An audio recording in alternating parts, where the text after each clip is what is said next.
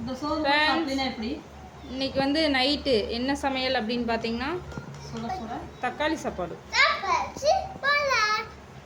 என்னம்மா தள்ளிக்கோ சாப்பாடு, ஊறுகாய், அப்புறம் தயிர்.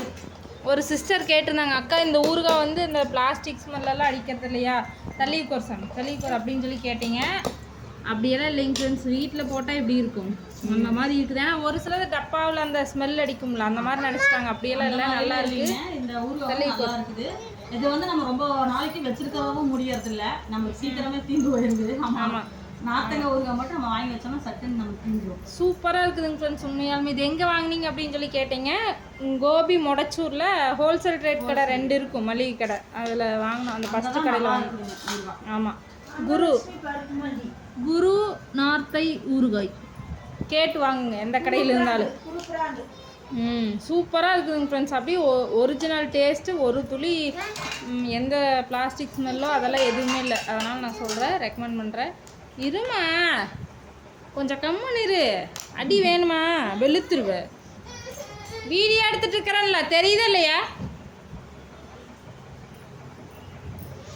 ஓகேங்க ஃப்ரெண்ட்ஸ், வாங்க சாப்பிட்லாம். நைட்டு தக்காளி சாப்பாடு. உங்கள் வீட்டில் என்ன ஸ்பெஷல் அப்படின்னு சொல்லி சொல்லுங்கள். இப்போ தான் மழை வந்துச்சு. ஆமாங்க, இப்போ வந்து அடிக்கடி இருந்திருந்தாப்புல மழை வந்துடுது, ஒரு அறிகுறியே இருக்கிறது. ஆமாம், தலைகாணியெல்லாம் ஆயத்தப்படுத்தி வச்சுட்டு வந்தோம், நைட்டு போய் தூங்கிக்கலாம் அப்படின்ட்டு விட்டுட்டு வந்தா அதுங்க நனைஞ்சிருச்சு. ஏன்னா ரொம்ப சடன்னு வேகமாக வந்துருச்சு. ஒரு அளவுக்கு வந்திருந்தா உஷாராகி போய் எடுத்துட்டு வந்திருப்போம்.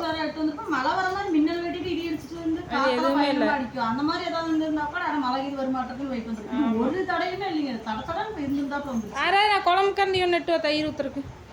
அப்படியே அது இது கீழே சிந்திச்சு. எங்கள் அம்மா வேண்டாங்குது.